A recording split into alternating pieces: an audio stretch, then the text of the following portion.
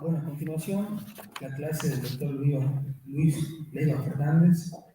El doctor Leiva Fernández es profesor consulto de la UBA, profesor titular de la Cátedra de la Universidad Nacional de La Plata, director de su Instituto de Derecho Civil, doctor en Ciencias Jurídicas, profesor de posgrado en la Universidad Austral, en la UNM Salta, Universidad del Noroeste de la provincia de Buenos Aires, en la Universidad de Milán, Italia, profesor honoris causa u honorario de las siguientes universidades: Complutense Madrid, Ningbo University, China, Universidad de San Agustín de Arequipa y otras 4 universidades peruanas. Autor de más de 250 publicaciones en el país y en el exterior, miembro de la Academia y un privatista europea, Pavia, Italia, miembro de la Comisión de Reforma del Código Civil de Puerto Rico, secretario del Proyecto Argentino de 1998 y miembro de la Comisión de Contratos que elaboró el Código vigente. Doctor Leiva Fernández, su clase. Buenas noches.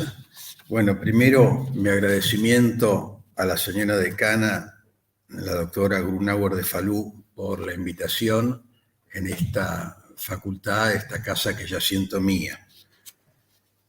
A mi amigo Alejandro Borda. Alejandro, tuviste realmente 15 minutos, no te pasaste nada, pero hubo un retraso que veníamos acumulando, así que mi agradecimiento también a vos. Sé que tuviste que acortar más allá de lo previsto.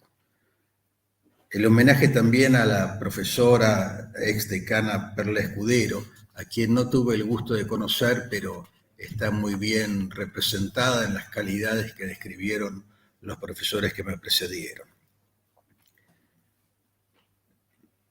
Tengo que agradecer también a los que nos siguen acompañando, no solo por internet, sino también presencialmente, porque, como es evidente, hemos acarreado un retraso a lo largo del día. El tema que me toca es revisión y adecuación contractual, que es lo tratado por las Jornadas Nacionales de Derecho Civil, lo previsto para el evento de septiembre de este año. En realidad, esto se define en una sola palabra: inflación. El punto es que nosotros en la Argentina tenemos una enorme historia sobre el evento, sobre el fenómeno y sobre los remedios. Pero nuestras expectativas han sido ampliamente superadas, de modo que dejo de hablar de fantasías y paso a dar una charla de ley lata. En primer lugar, los jueces pueden adecuar obligaciones no contractuales. Esto lo sabe la mayoría de las personas. Por ejemplo, en el Código Civil y Comercial, aumentando o reduciendo el resarcimiento extracontractual, según la fortuna del deudor, o aumentando o reduciendo astreintες. Vamos a ver.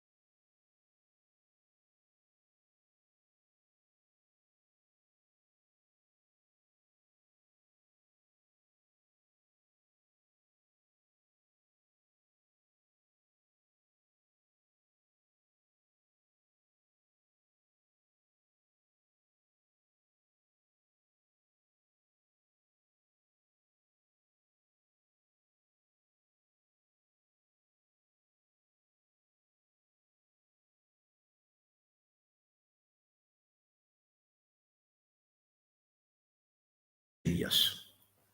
Una seña penitencial por el arrepentimiento y una seña confirmatoria. Bueno, no, hay 3. También está la seña penal. La seña penal es la que se entrega a modo de cláusula penal, pero se entrega. Hay tradición.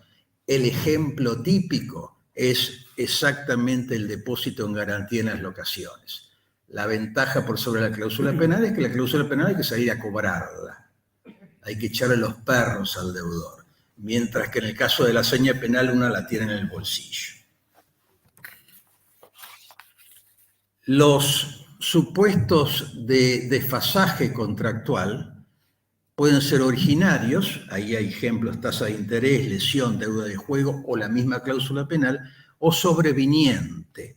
Estos son supuestos de quiebre de las bases objetivas del contrato, que es básicamente a lo que me voy a referir ahora, haciendo alusión a 2 instituciones, la frustración de la causa fin y la excesiva onerosidad sobreviniente. Ambas instituciones son primas hermanas, no solo por la vecindad que está manifiesta en la numeración correlativa de los artículos donde están reguladas, sino también porque en otros códigos, por ejemplo en el BGB, comparten la misma norma, en este caso el parágrafo 313. Esto he puesto ahí al 2008 porque gracias al amigo Chamatrópulos tengo una edición bien actualizada del BGB, que es esta. En España hubo una propuesta de anteproyecto de la Ley de Modernización del Derecho de Obligaciones y Contratos de la Comisión General de Codificación del Gobierno español, cuyo artículo 1213, también del año 2008, los regula en una misma regla. Vuelvo a insistir, son soluciones que enfocan distintos temas de un mismo fenómeno, de una misma enfermedad. Pasemos entonces a la frustración de la causa fin.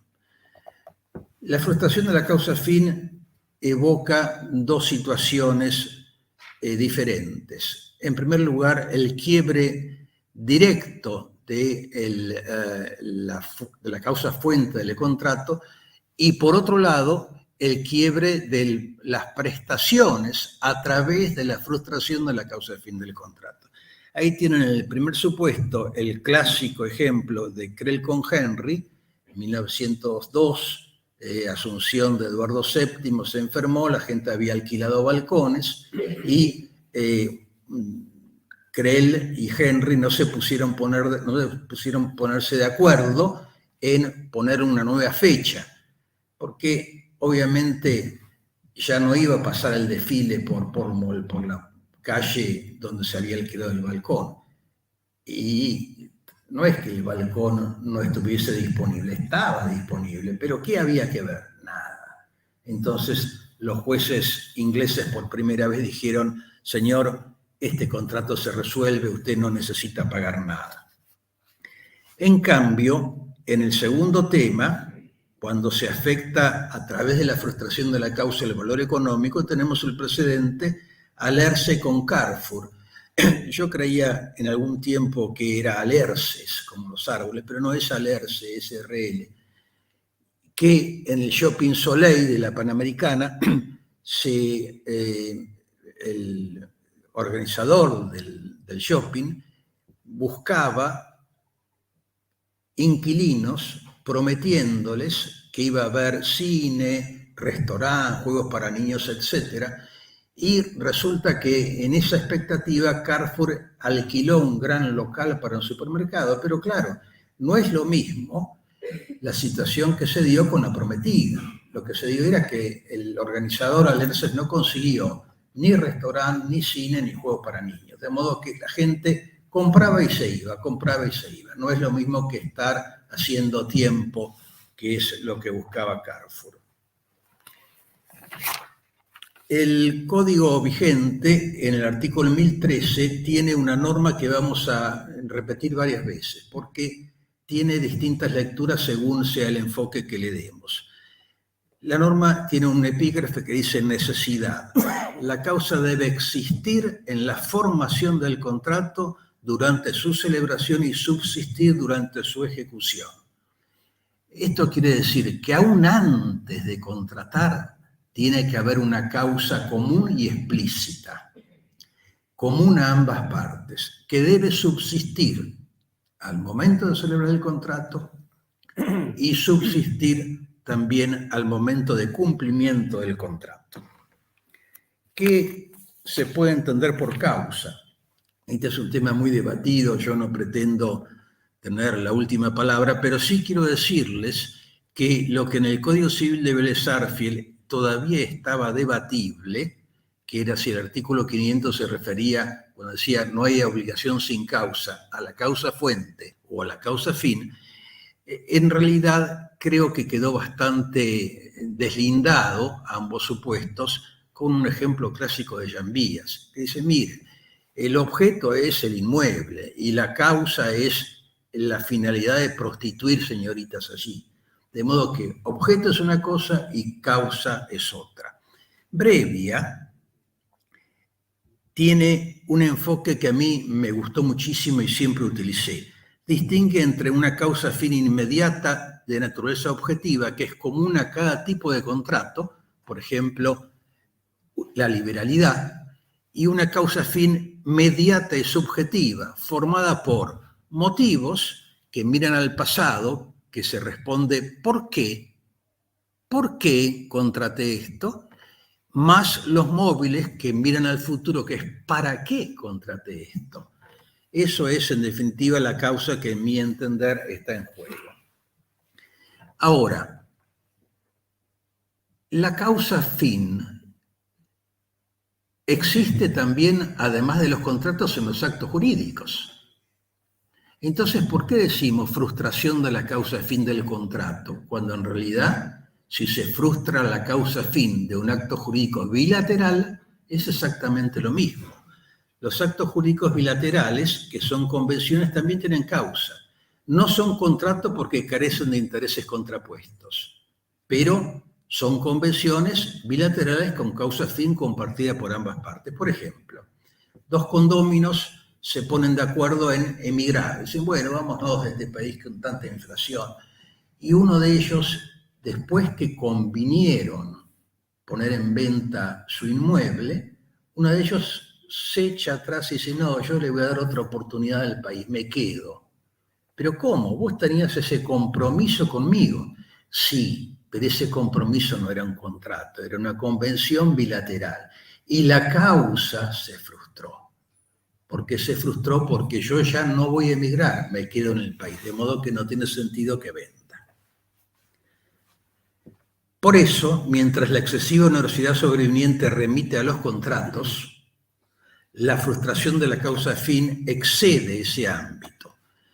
Veamos cómo era en el derecho argentino antes del Código vigente. El proyecto del año 93, ustedes recuerdan que en el año 93 hubo dos proyectos de reforma del Código Civil, uno que intentaba modificar el código ligeramente, que es el de la comisión creada por decreto 468 del 92, que era el proyecto del Poder Ejecutivo, y otro que era el de la Comisión Federal. Bueno, pues el de la Comisión del Poder Ejecutivo, en el artículo 580, dice, privará de causa al acto que haya sido otorgado, al acto, o sea, está regulándolo en materia de actos jurídicos y no en materia de contratos. Y eso se ve claramente por la numeración del artículo. Fíjense que como trataban de conservar la misma numeración del Código de Vélez, 580 es causa del acto jurídico. Y en el proyecto del año 98, que fue antecedente inmediato y obligado, diría yo, del Código vigente, la comisión, los tres juristas nombrados por el Poder Ejecutivo para redactar el Código vigente, nos encargaron a los 100 profesores que partamos del código del proyecto del año 98, para decir que en realidad la base del código vigente es el proyecto del año 98, y ese proyecto, en el artículo 259, prescribía que debe existir en la celebración del acto jurídico y subsistir durante su ejercicio. Traigo a colación el Código Civil de Puerto Rico por dos motivos. Primero, porque es muy reciente. Hace un mes celebró un poco desfasado por la pandemia, su año de vigencia. Bueno, en el año 2003, cuando me tocó elaborar esta parte, el artículo 276 dice: si al momento de su cumplimiento la causa se frustra por razones no imputables a las partes, el negocio jurídico puede resolverse por decisión del perjudicado o pueden adecuarse las prestaciones. Y en el código vigente tenemos dos normas: el artículo 281, referido a los actos jurídicos, y el artículo 1013 ya citado, referido a los contratos. Requisitos para la frustración de la causa fin. En primer lugar, quedan excluidos los contratos de cumplimiento instantáneo, porque no hay tiempo para que se frustre. Y no solo quedan abarcados cualquier tipo de contrato, sino que también los actos jurídicos bilaterales. Incluso los contratos y los actos jurídicos bilaterales aleatorios, porque el artículo 1090 se refiere al riesgo asumido por la parte afectada, vale decir que es una situación análoga a la del 1091, prevista especialmente para los contratos aleatorios. La causa debe estar incorporada al contrato, como lo estuvo en el precedente Creel con Henry y como lo estuvo en el caso de Dominela con Confitería Argentina. El caso de Dominela es muy interesante, muy brevemente. El señor Aníbal Dominela recibió una gran alegría cuando su hija le dijo: papá, me voy a casar. Entonces él dijo: bueno, querida, yo te pago la fiesta. Y fue y contrató el catering en la Confitería y Panadería de la Argentina. Al poco tiempo, cuando faltaba poco para el casamiento, la chica dijo: papá, no me caso. Uy, hija, bueno, menos mal que salvaste. Y pensaste, bueno, ese chico seguro que no te convenía. Pero el problema de Aníbal Dominela era que ya había pagado, había contratado totalmente, hasta acá. ¿Qué pasó? Invocó la frustración de la causa fin y los tribunales le dieron la razón. Dijeron: señor, es cierto, se frustró la causa porque su hija no se causa. Y es una frustración que proviene de una persona ajena al contratante, porque su hija no es usted. Y usted no puede, ni aunque fuese menor de edad, obligarla a casarse solo para no pagar, no resolver el contrato. Debe ser común a ambas partes. También la causa debe haberse malogrado, o sea, realmente frustrado. La frustración debe provenir de un hecho ajeno a las partes, eso ya lo dije, debe ser definitiva y que no impida el cumplimiento del contrato, porque si lo impide estamos en un supuesto de caso fortuito o fuerza mayor. ¿Quiénes están legitimados? Bueno, no cabe ninguna duda las partes, pero ¿y un tercero interesado, por ejemplo, un tercero beneficiario, podrá resolver el contrato por frustración de la causa? Ustedes dirán: esto es muy raro, doctor, ¿qué nos está diciendo? No, que cuando vayamos a la excesiva onerosidad sobreviniente nos vamos a presentar el mismo problema con un agravante en la letra del artículo 1091.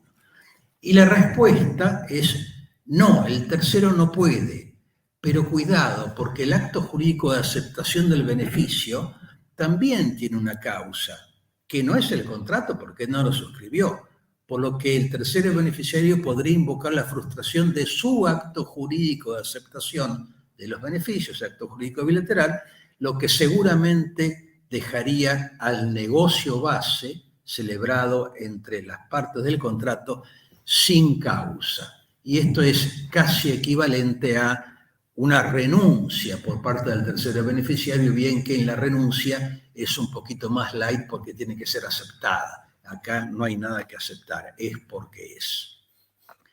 Los efectos. Fíjense, el artículo 1013, que ya hemos citado, termina diciendo: la falta de causa da lugar según los casos a la nulidad, adecuación o extinción del contrato. Y aquí hay un orden jerárquico, hay una prioridad. ¿Cuál es la prioridad? En primer lugar, la nulidad. ¿Por qué? Porque se aplica a los contratos en los que la frustración es coetánea, por ejemplo, una lesión. Y después, adecuación o extinción. Y ahí hay una jerarquía. La resolución, total o parcial, respetando los efectos, pero como rige el principio de conservación de los actos jurídicos, y el contrato es un acto jurídico bilateral, hay que estar a ese principio que está en el artículo 1066. ¿Es posible adecuar el contrato ante la frustración de la causa? Bueno, el Código Civil y Comercial no dice nada. Sí lo dice cuando se trata de la excesiva necesidad sobreviviente, pero en frustración de la causa no dice nada. Tampoco lo trataba el proyecto del 98, ni quienes votaron formando la mayoría en las Jornadas Nacionales de Derecho Civil de la Universidad Notarial Argentina en 1991. Fíjense que estamos a 31 años y seguimos hablando de lo mismo. Es un poco frustrante. Acá, sin duda y más, pero están por la posibilidad de adecuar Manuel Albaladejo García, el gran jurista español, Manuel Aparicio de nuestra Córdoba, el querido amigo que me precedió, Alejandro Borda, el doctor Freites de Córdoba, Ricardo Lorenzetti, Morelo, Mositu Raspe, etc. O sea, hay como para sostenerlo en juicio de autoridad también. Pero es posible adecuar, porque en principio uno piensa, no, ¿cómo vas a adecuar la causa? Si la adecuás, la quebrás, estás haciendo una novación y no es una adecuación. Entonces yo en algún momento pensé, sí, no, eso es una novación. Pero después me puse a pensar, ¿y qué hicieron los otros Krell y los otros Henry? Porque fueron muchos los que alquilaron balcones, muchos los que tuvieron que repautar la fecha del alquiler. Y no les pasó nada. O sea que se podía. Y no hubo una innovación. Realmente hay supuestos en los que es posible readecuar la causa sin generar la extinción del contrato originario y el nacimiento de otro. Y el BGB regula ambos institutos en una sola regla, ya la mencioné en el parágrafo 13, que dice, prescribiendo que si no es posible adecuar el contrato, debe resolverse. Vale decir, ahí está claro, queridos amigos, que hay que estar primero por la adecuación. En Puerto Rico sucede lo mismo. Se habla primero de la posibilidad de adecuar y después de resolver. Hay en España un tema interesante. En la propuesta que referí de modificación del Código Español en materia de obligaciones y contratos, también en el artículo 1213 se habla de la posibilidad de rever y se termina diciendo, la pretensión de resolución solo podrá ser estimada cuando no quepa obtener de la propuesta o propuestas de revisión ofrecidas por cada una de las partes una solución. De modo que ese es el tema y la prioridad. No es el único tema en España. En el año 2018 se elaboró por la Asociación de Profesores de Derecho una propuesta de Código Civil, cuyo artículo 526.5 también dice, puede pretenderse su revisión para adaptar para el contenido de las nuevas circunstancias o su resolución. Y eso significa una cosa después de la otra. Otro tema.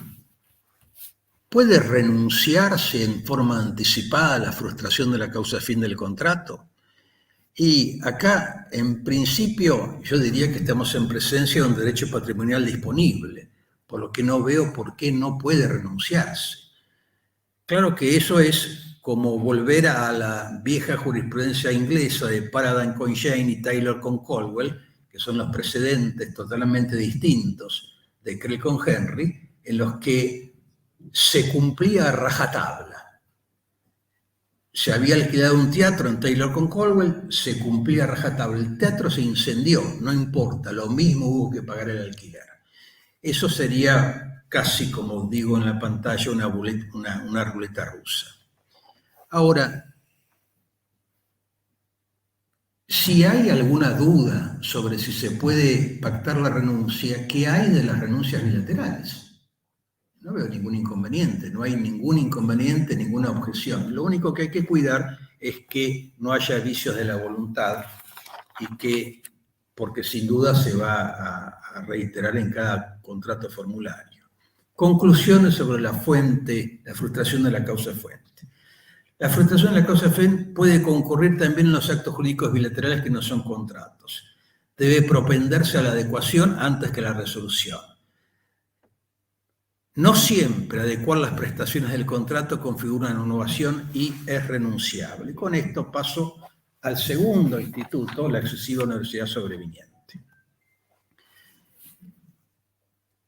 Llegó a nuestro país conocida como teoría de la imprevisión, pero en realidad acá no hay imprevisión.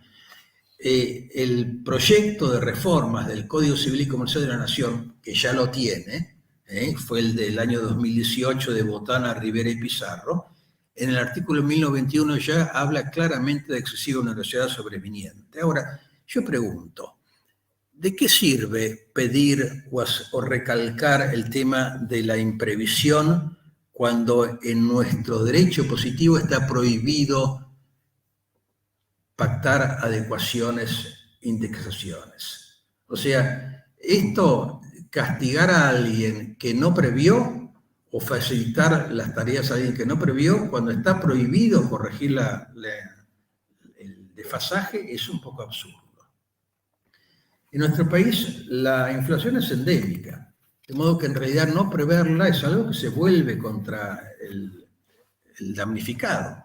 No preverlo sería de una enorme negligencia, que sin embargo en el Código vigente quedaría cubierto por el artículo 961 de la buena fe, que dice, tomado del proyecto del 98, que a su vez lo tomó del Código Civil Español, los contratos obligan a todas las consecuencias que puedan considerarse comprendidas en ellos.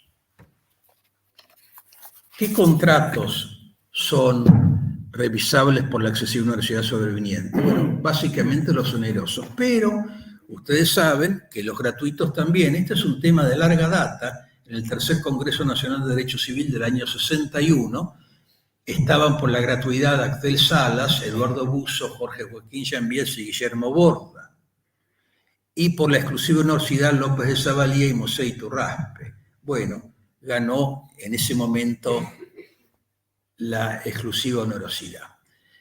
Sin embargo, el Código vigente no autoriza expresamente la aplicación de la excesiva onerosidad al remedio, a los contratos gratuitos, sino que directamente eliminó el recaudo de onerosidad, de donde se puede inferir que también entran los contratos gratuitos. ¿Quiénes están legitimados activamente? Las partes en primer lugar. Y los terceros, ustedes me dirán otra vez con los terceros, ¿sí? Los terceros no, son de palo. No. Fíjense, el artículo 1091 dice, excesiva onerosidad sobreviniente, tienen derecho a plantear extrajudicialmente o pedir ante un juez por acción o como excepción la resolución total o parcial del contrato o su adecuación, o sea, los dos remedios. Y continúa diciendo, igual regla se aplica al tercero. Igual regla se aplica al tercero, pero no, esto es un error. El tercero no puede tener la misma regla, porque el tercero no es parte en el contrato. El tercero sí puede pedir, estoy seguro, la adecuación, pero la resolución, ¿cómo un tercero puede pedir la resolución de un contrato en el que no es parte? Además, allí señalo expresamente que el artículo 1027 prevé la interpretación restrictiva. ¿Es posible renunciar a priori el remedio de la excesiva onerosidad sobreviniente? Y yo creo que es la misma solución. Es un derecho patrimonial disponible, de modo que hay que abrirle la puerta a la renuncia anticipada. Tengo claro que va a ser una norma impresa ya en los contratos, ni siquiera digo escritas, impresa a priori, pero en cada caso habrá que, esta tarea para los jueces, habrá que revisar a ver si no hubo ningún abuso que esconda un vicio de la voluntad.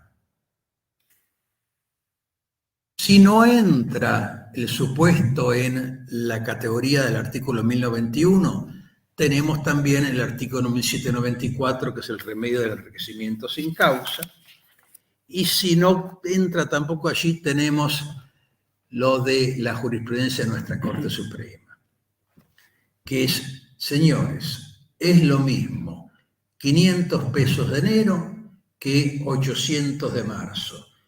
Es como Francisco, en su casa le dicen Pancho y afuera la dice Francisco, y es la misma persona, porque sirve para lo mismo con las mismas calidades y aptitudes. De modo que desde ese punto de vista habría la posibilidad de adecuarlo.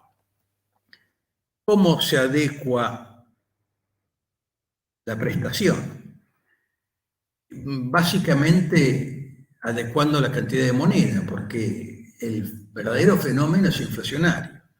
Pero a veces se compensa sin tocar la moneda corrigiendo el tiempo, que es otra posibilidad. Y ahora voy a la última pantalla. ¿Cómo se corrige? En primer lugar, la corrección paritaria o discrecional, que es la que conocemos todos, en principio extrajudicial, si no hay que recurrir a un juez.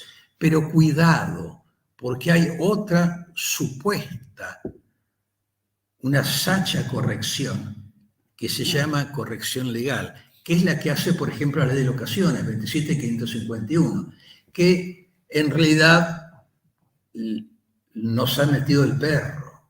Nos ha dicho que está adecuando correctamente y no. Los desfasajes con la realidad son muy grandes. Entonces, ¿qué hacemos? Al resultado de la aplicación de la ley 27.551, ¿podemos a su vez aplicarles el 1091? Y yo creo que sí. Creo entonces que hay tres maneras: la corrección paritaria, la corrección legal, y si la corrección legal no resulta satisfactoria, bueno, seguimos con el artículo 1091 del Código Civil. Conclusión. La excesiva onerosidad sobreviniente se aplica solo a contratos, a diferencia de la frustración. A cualquier contrato con cumplimiento diferido, el tercero afectado puede pedir la actualización, pero no la resolución. Es renunciable y la actualización legal no impide la posterior actualización judicial. Muchas, pero muchas gracias.